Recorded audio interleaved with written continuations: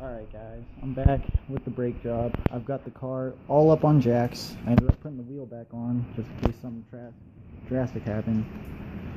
I'm going to teach you guys where I jack the car up. Get my light here. There's these pinch welds all along here.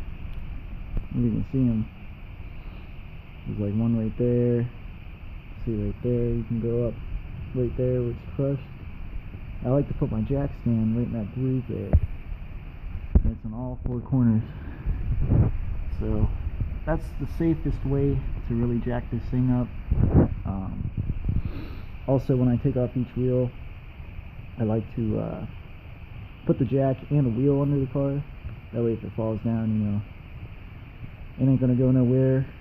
Not any reason to get under it because we're gonna be doing the brakes, but if you're ever doing any underbody work, I'm gonna have to get under there eventually because I need a new catalytic converter, and I got leaks, a couple of leaks here and there, put up in the front. But yeah, just if you're having trouble jacking or you got questions, you know, you can go all along this pinch weld right here. I'll show you some of the other options. You can go from under here, you know, on that frame.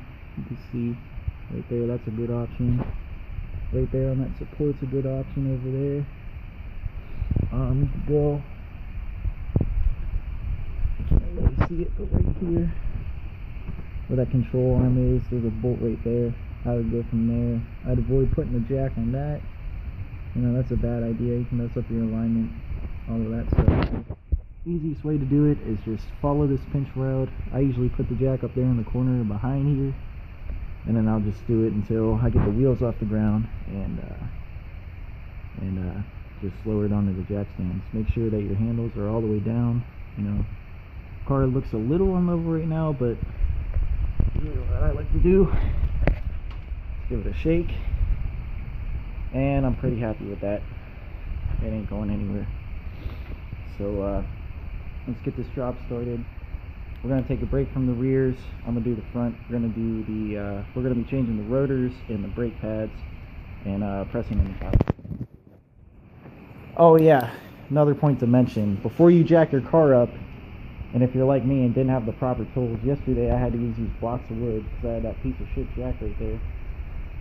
Today I went out to AutoZone.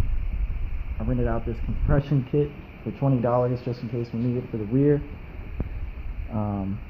You know, it's about 30 bucks. You know, you rent it and then they give you your money back. I bought this tire bar for $20.